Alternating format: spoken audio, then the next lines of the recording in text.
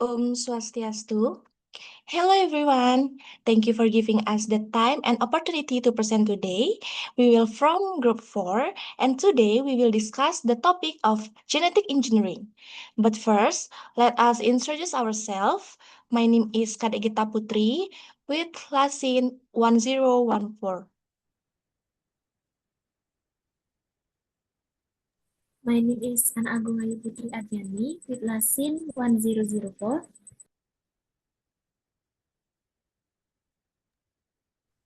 My name is Niputri Ismayani with Lasin 1006. My name is Nikoma Cornelia Ratnanila Florenza with Lasin 1025. Okay, today we will explain several topics. First, the topics is definition of DNA and RNA. Second, basic structure of a prokaryotic gene, and then basic structure of a eukaryotic gene, and the last basic structure of a plasmid. Okay, without further ado, let's start with the first topic on the definition of DNA and RNA, which will be explained by Risma. For Risma, time is yours. Okay, thank you for the opportunity. I will explain the material about definition of DNA and RNA. DNA or deoxyribonucleic acid is a nucleic acid that stores and transmits genetic information in living organisms. DNA is composed of deoxyribose sugar, phosphate, and nitrogenous base A, T, G, and C. And is found mostly in the cell nucleus. RNA or ribonucleic acid is a single-strand nucleic acid product by DNA transcription that plays a role in protein synthesis. RNA consists of mRNA, tRNA, and rRNA, which work together to carry, translate, and assemble genetic information into proteins. Baik, di sini saya menjelaskan tentang pengertian DNA dan RNA. Yang pertama itu ada DNA atau deoksiribonukleik acid adalah asam nukleat yang berfungsi menyimpan dan mewariskan informasi genetik kepada makhluk hidup. Jadi DNA ini memiliki bentuk untaian tanggal berpilin atau double helix yang terlihat pada gambar, yang dimana pada DNA memiliki tulang punggung yang tersusun atas gula deoksiribosa, fosfat, dan basa nitrogen. Basa nitrogen yang dimiliki oleh DNA itu ada A, G, C, dan T. Jadi pada DNA ini kedua untaian itu dihubungkan oleh pasangan basa nitrogen, basa purin dan pirimidin. Basa purin itu ada A dan G dan basa pirimidin T dan C. Jadi pasangan basa ini nanti akan menjaga kestabilan struktur helix ganda pada DNA. Selanjutnya ada RNA atau ribonucleic acid merupakan asam nukleat berantai tunggal hasil transkripsi DNA yang berperan dalam sintesis protein. Jadi RNA seperti pada gambar berbentuk untaian tunggal dengan tulang punggung yang tersusun atas gula ribosa, fosfat, serta memiliki basa nitrogen. Itu ada A, G, C, dan U. Jadi RNA sendiri ini memiliki beberapa jenis. Yang pertama itu ada mRNA atau messenger RNA, yang dimana ini berfungsi membawa informasi genetik dari DNA di inti sel menuju ribosom sebagai cetakan dalam sintesis protein. Yang selanjutnya ada tRNA atau transport RNA, yang dimana ini berfungsi mengangkut asam amino ke ribosom dan mencocokkannya dengan kodon pada mRNA sehingga protein dapat disusun dengan urutan yang tepat. Dan yang terakhir ada rRNA atau ribosomal RNA yang berfungsi sebagai komponen utama penyusun ribosom dan membantu proses pembentukan ikatan peptida selama sintesis protein. Jadi mereka ini akan bekerja sama dalam membawa, menerjemahkan, dan menyusun informasi genetik menjadi suatu protein. Jadi dapat saya simpulkan, DNA ini berfungsi sebagai penyimpan informasi genetik, sedangkan RNA itu berperan dalam mengekspresikan informasi tersebut menjadi suatu protein yang akan dibutuhkan oleh sel. Baik, segitu saja presentasi dari saya. Saya kembalikan ke moderator.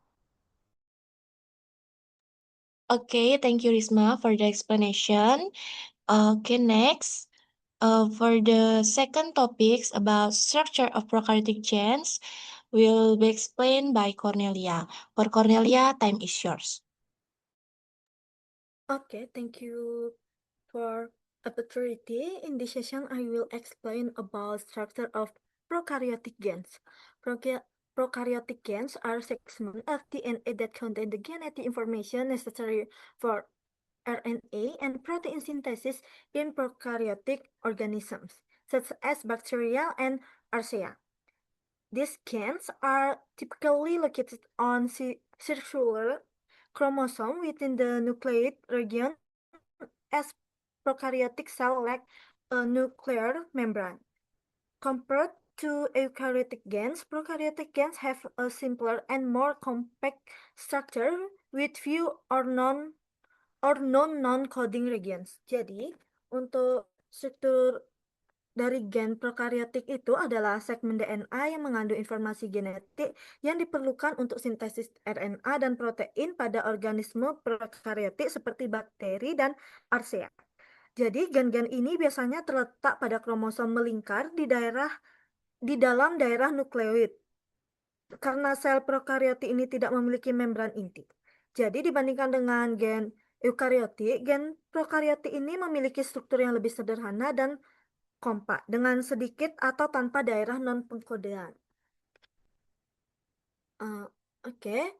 Jadi di sini tuh ada struktur dasar dari gen prokaryotik itu. For the first is promoter, the gen of DNA where RNA polymerase binds to initiate transcription in prokaryotes.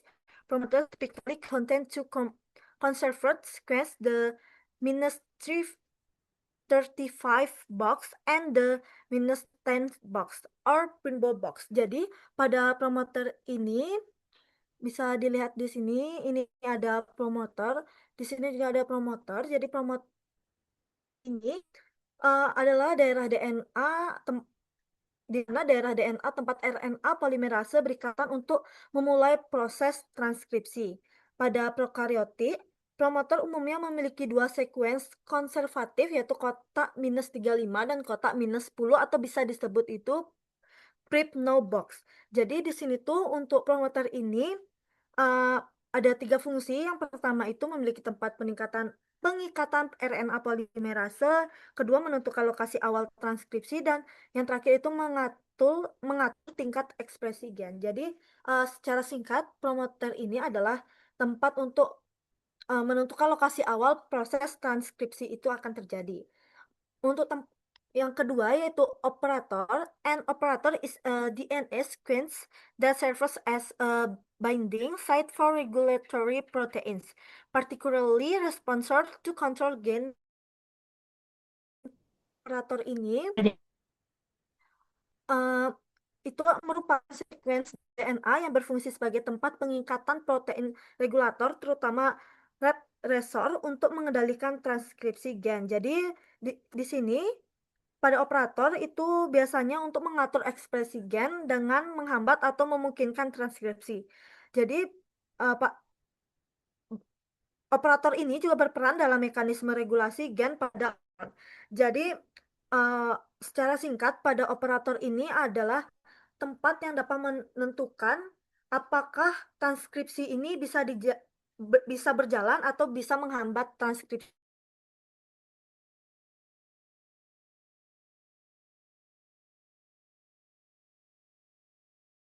No sequence.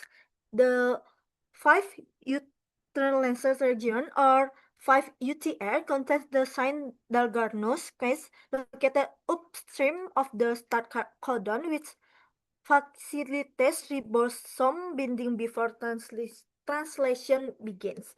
Jadi untuk daerah 5 UTR ini dan sequence Shine-Dalgarno ini mengandung, jadi pada daerah 5 UTR ini mengandung namanya sequence Shine-Dalgarno yang berada di dekat codon start dan berperan dalam meningkatkan atau peningkatan ribosom sebelum translasi dimulai. Jadi fungsinya itu menjadi tempat pengikatan subunit kecil ribosom atau 30S dan membantu ribosom mengenali posisi awal translasi untuk meningkatkan efisiensi sintesis protein.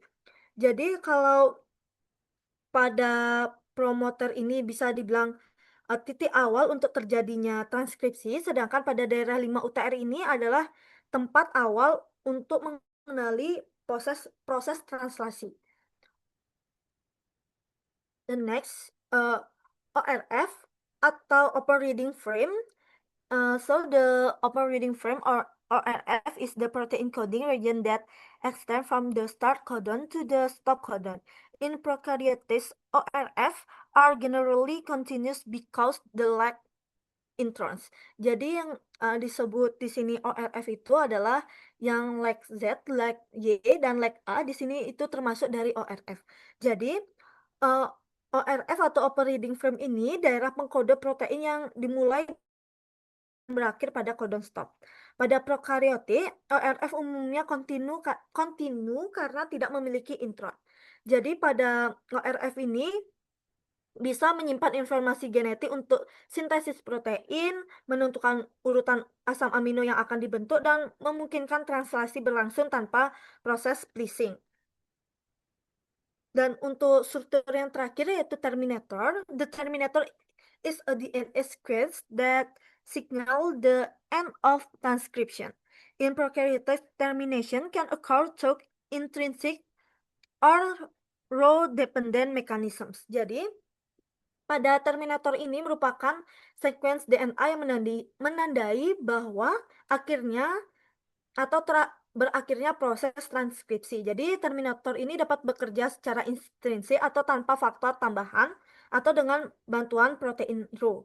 Jadi terminator ini fungsinya yaitu menghentikan proses transkripsi, melepaskan RNA yang telah disintesis dari kompleks transkripsi dan memastikan transkripsi berakhir pada lokasi yang tepat. Jadi kalau yang sebelumnya itu promoter itu adalah titik awal proses transkripsinya, maka pada untuk menandakan atau tempat terakhir proses transkripsi itu berada di terminator.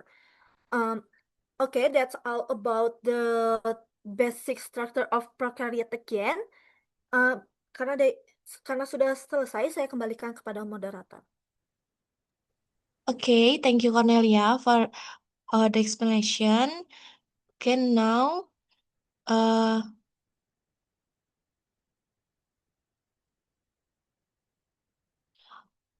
the topic of eukaryotic gene structure will explained by me. Okay, thank you for the opportunity. Now, I will explain about eukaryotic gene structure. So the eukaryotic genes are segments of DNA that contain the genetic information for RNA and protein synthesis. These genes are generally located on chromosomes in the cell nucleus of eukaryotic organisms such as humans, animals, plants, and fungi. In general, the structure of eukaryotic genes consists of enhancer, promoters, 5 untranslated regions, coding regions or open reading frames, exons, introns, 3 untranslated regions, and terminators. Jadi, gen eukaryotik ini merupakan segmen DNA yang mengandung informasi genetik untuk sintetis RNA dan protein. Nah, gen-gen tersebut umumnya terletak pada kromosom di dalam inti sel atau nukleus organisme eukaryotik seperti manusia, hewan, tumbuhan, dan jamur. Nah, dibandingkan dengan gen prokaryotik, gen eukaryotik ini memiliki struktur yang lebih kompleks karena tersusun atas berbagai elemen regulator, daerah pengkode, dan daerah non-pengkode yang bekerja secara terkoordinasi untuk mengatur ekspresi gen. Nah, kompleksitas ini memungkinkan sel mengontrol kapan, di mana, dan seberapa banyak suatu protein akan diproduksi sesuai kebutuhan fisiologis organisme. Jadi, secara umum struktur gen eukaryotik itu terdiri atas enhancer, promoter, 5 unrelated region atau 5 UTR, daerah pengkode atau open reading frame atau ORF, exon, intron, 3 unrelated region atau 3 UTR, dan terminator. Nah, setiap komponen ini memiliki posisi dan fungsi yang berbeda dalam proses ekspresi gen. Oke, next. Baik, selanjutnya ini saya akan menjelaskan terlebih dahulu pengertian dari masing-masing komponen. Jadi, first, enhancer. An enhancer is a section of DNA that increases gene activity. This section helps strengthen the transcription process by attracting regulatory proteins, allowing the gene to function more actively even though it may be located far from the main gene. Jadi, enhancer ini adalah bagian DNA yang berfungsi untuk meningkatkan aktivitas gen. Nah, bagian ini membantu memperkuat proses transkripsi dengan cara menarik protein pengatur sehingga gen ini dapat bekerja lebih aktif meskipun letaknya bisa jauh dari gen utama. Lalu ada promoter. A promoter is a region of DNA where RNA polymerase and transcription factor attach to initiate transcription. Promoters serve as starting points that determine when and where a gen again begins to be read. Jadi, promoter ini adalah daerah DNA tempat RNA polimerase dan faktor transkripsi menempel untuk memulai proses transkripsi. Nah, promoter ini berfungsi sebagai titik awal yang menentukan kapan dan di mana gen itu akan mulai dibaca. Next. Oke, komponen selanjutnya, there is 5 UTR. The 5 UTR is the initial portion of RNA that is not translated into protein. Although it doesn't become protein, this portion help regulate the initial translation process, ensuring proper and efficient protein synthesis. Jadi, 5 UTR ini adalah bagian awal RNA yang tidak diterjemahkan menjadi protein. Nah, meskipun tidak menjadi protein, bagian ini membantu mengatur proses awal penerjemahan agar sintetis protein itu akan berjalan dengan baik dan efisien. Selanjutnya ada ORF atau Open Reading Frame. The ORF is the main part of a gene that contains the information for making proteins. This section is the DNA sequence that will be read and translated into the amino acid sequence that makes up the protein. Jadi ORF ini adalah bagian utama gen yang berisi informasi untuk membuat protein. Jadi bagian ini merupakan urutan DNA yang akan dibaca nantinya dan diterjemahkan menjadi urutan asam amino sebagai pembentuk protein. Lalu ada 3UTR.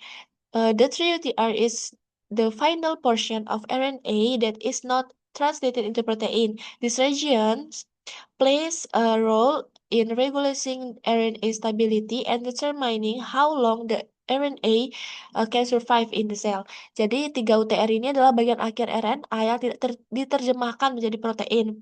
Tapi bagian ini berperan dalam mengatur stabilitas RNA dan menentukan seberapa lama RNA itu dapat bertahan di dalam sel. Lalu ada terminator. A terminator is a section of DNA that marks the end of transcription, where RNA polymerase reaches this section. The gene reading process stops and the formed RNA is released. Jadi, terminator ini adalah bagian DNA yang menandakan akhir proses transkripsi. Nah, jadi ketika RNA polimerase ini mencapai bagian ini, proses pembacaan gen itu akan berhenti dan RNA yang sudah terbentuk itu akan dilepaskan. Oke, next. Nah, selanjutnya ada ekson dan intron. Nah, dua komponen inilah yang menjadi pembeda di antara gen prokaryotik dan eukaryotik. So, an exon is a segment of a gene that is retained and used to form a protein. After transcription, exons are spliced together to form mature mRNA and determine the amino acid sequence of the protein. Jadi exon ini adalah bagian dari gen yang akan dipertahankan dan digunakan untuk membentuk protein. Jadi setelah proses transkripsi, exon ini akan disambungkan menjadi mRNA matang dan menentukan urutan asam amino dalam protein. Selanjutnya ada intron. An intron is a segment of a gen that is transcribed but not used to make a protein. Introns are removed through a process called splicing before the mRNA is used for protein synthesis. Jadi, intron ini adalah bagian gen yang ikut ditranskripsi tetapi tidak digunakan untuk membuat protein.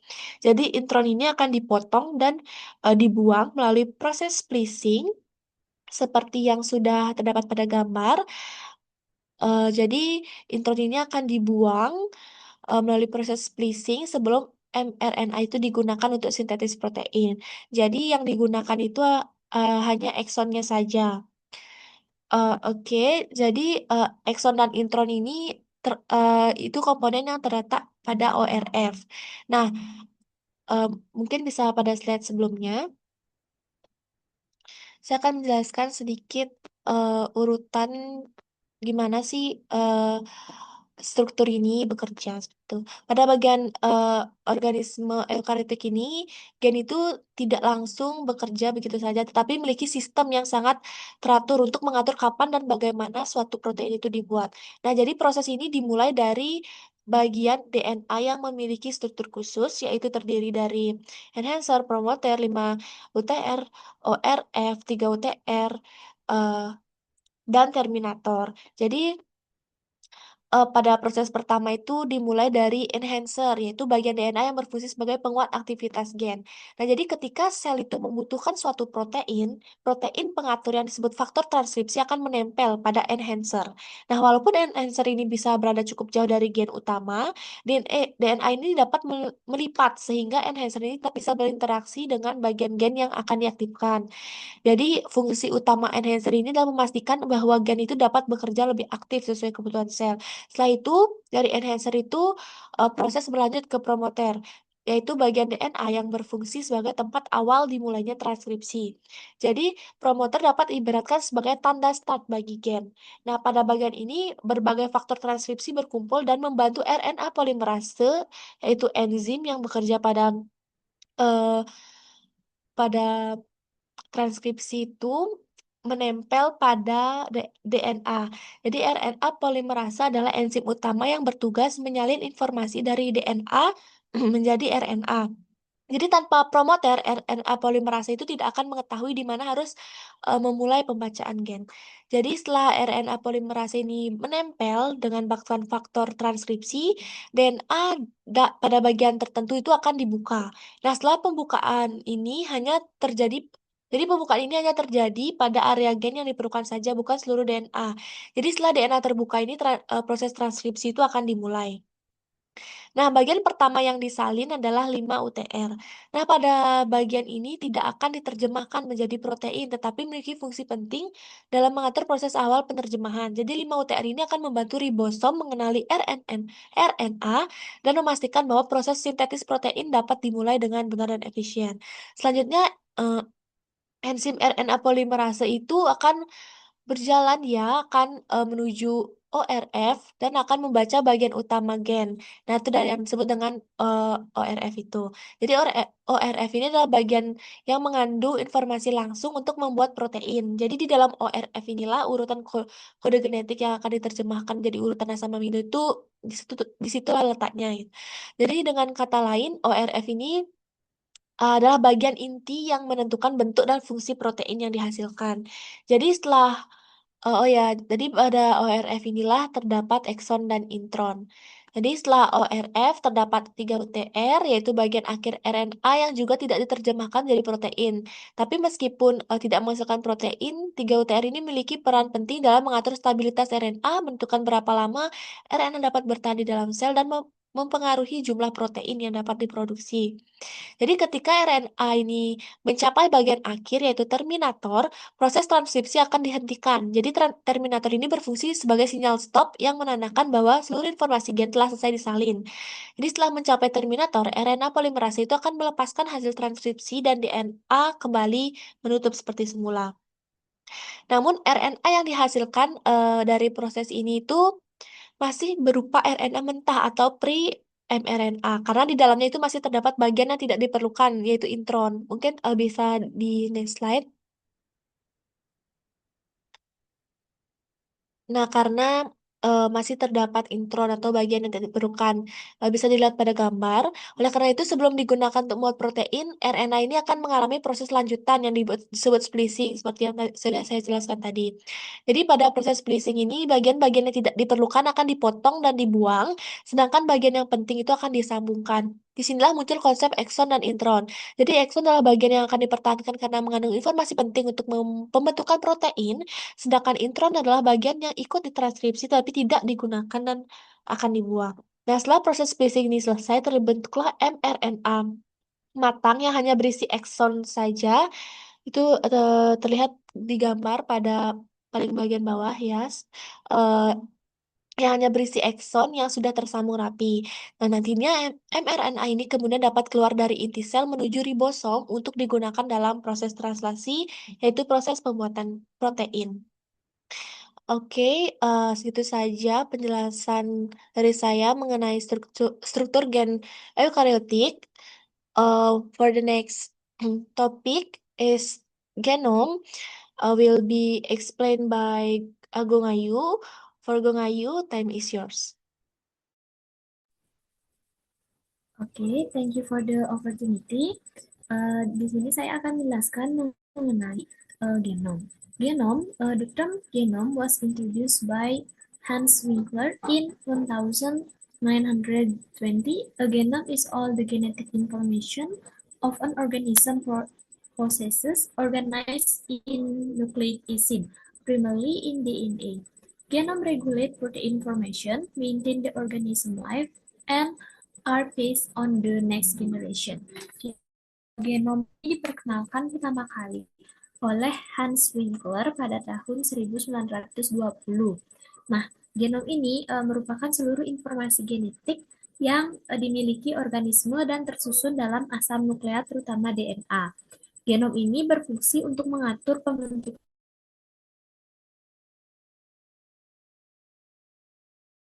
mewariskan sifat-sifatnya ke generasi berikutnya. Next slide.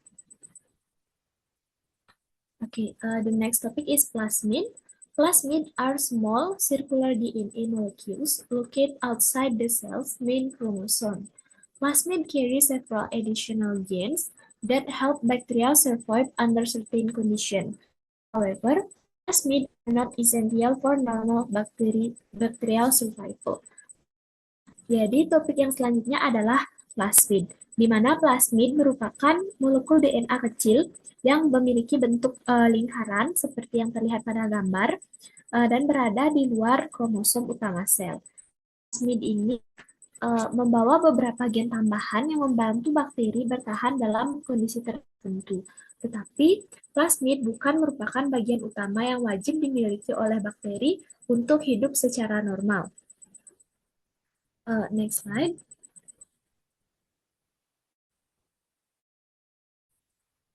Characteristic and properties of plasmid.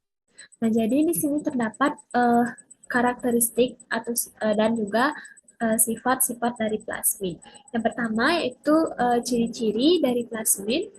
The first one is circular. The second one small in size. The third located outside the chromosome, and not all bacteria have it. Nah, jadi plasmid ini memiliki beberapa ciri-ciri yang membedakannya dengan organel lainnya. Yang pertama yaitu memiliki bentuk yang melingkar atau sirkular. Kemudian ukuran dari plasmid ini biasanya berukuran kecil serta berada di luar dari kromosom utama. Nah, plasmid ini tidak dimiliki oleh semua bakteri. Umumnya ada pada organisme prokariota dengan lingkungan tertentu. Nah, selanjutnya itu sifat-sifat dari plasmid atau karakteristik of plasmid. The first one can replicate itself. The second one carrying extra genes. The third is provide adaptive advantage such as antibiotic resistance. And the last one is not essential for normal living. Nah, jadi yang pertama yaitu bisa melakukan replikasi sendiri, di mana plasmid ini tidak memerlukan organel lain untuk menggandakan dirinya. Yang kedua yaitu membawa gen tambahan. Dan yang ketiga memberikan keuntungan adaptif, di mana poin ketiga ini berhubungan dengan poin kedua. Contohnya yaitu mengandung gen resistensi terhadap antibiotik yang selain itu mampu menghasilkan racun, memecah sel zat tertentu atau beradaptasi pada lingkungan ekstrim. Nah, karakteristik atau sifat yang terakhir yaitu tidak terlalu penting untuk kehidupan normal. Jadi jika bakteri tersebut berada di lingkungan yang normal, dia tidak apa-apa kalau tidak memiliki plasmid. Next slide. Okay, the next topic is basic structure of plasmid. Baik, di sini terdapat gambar plasmid dan bagian-bagiannya. Yang pertama yaitu bagiannya ORI atau origin of replication. This is the part of the plasmid that allow the plasmid to replicate itself and regulate its copy number. The ORI is rich in A and T bases, allowing it to open easily during replication imitation. It also contains an iteron sequence for recognition of replication imitation proteins. Nah, jadi bagian dari plasmid itu yang pertama adalah ORI atau origin of replication yang merupakan bagian plasmid yang memungkinkan plasmid untuk bereplikasi secara sendiri dan mengatur jumlah salinannya. Nah, bagian uri ini kaya akan basa adenin dan juga basa timin yang memiliki dua ikatan hidrogen, sehingga mudah untuk dibuka saat proses replikasi serta memiliki sekuens iteron untuk pengenalan protein yang menjadi pemulai replikasi. Nah, selanjutnya yaitu bagian selectable marker. Selection marker are genes on plasmid used to differentiate between transformed and non-transformed cell. Transformed cell can survive in certain media because they contain marker genes such as antibiotic resistant genes. Nah, bagian selanjutnya yaitu bagian selectable marker atau penanda seleksi. Nah, penanda seleksi ini merupakan gen dalam plasmid yang berguna untuk membedakan apakah dia termasuk dalam sel transformasi atau non-transform. Sel transform ini merupakan sel yang dapat petunjuk bahwa bakteri tersebut dapat hidup di media tertentu karena memiliki gen tambahan, misalnya gen ketahanan antibiotik. Jadi bakteri yang telah memiliki bagian ketahanan antibiotik ini akan tetap hidup di dalam lingkungan yang berisi antibiotik. Sebaliknya, bakteri yang tidak memiliki gen ini akan mati dalam lingkungan yang memiliki antibiotik. Next slide. Oke, bagian selanjutnya itu promoter. A promoter is a non-coding DNA sequence on a plasmid where RNA polymerase attaches to initiate transcription. Promoters are necessary for the inserted gene to be transcribed into mRNA and expressed as protein. Nah, jadi yang selanjutnya yaitu bagian promoter, di mana promoter ini merupakan sequence DNA non-coding pada plasmid yang menjadi tempat menempelnya RNA polimerase untuk memulai proses transkripsi. Nah, promotor ini diperlukan agar gen yang disisipkan itu dapat ditranskripsikan menjadi mRNA dan kemudian diekspresikan menjadi protein.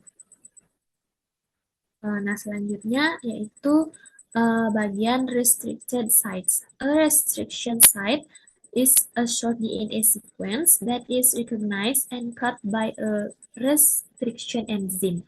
A collection of restriction sites is called a multiple cloning site or MCS, which is where the target gene is inserted into the plasmid.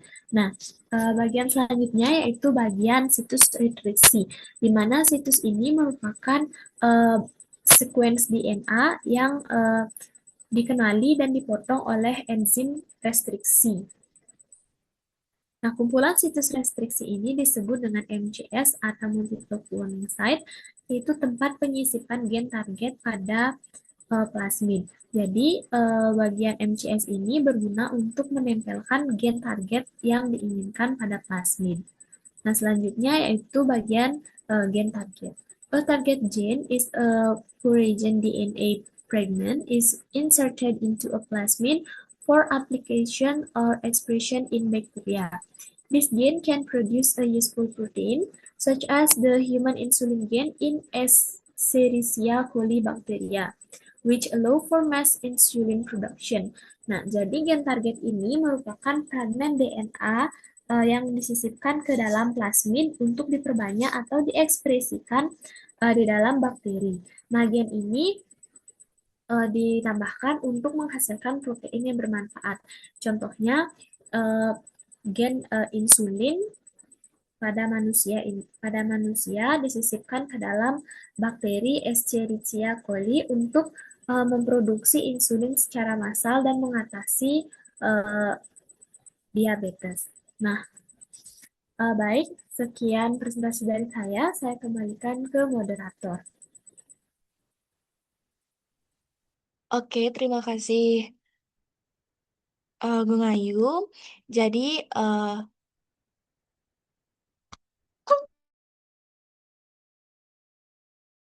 penjelasan Gung Ayu adalah penutup dari presentasi kita pada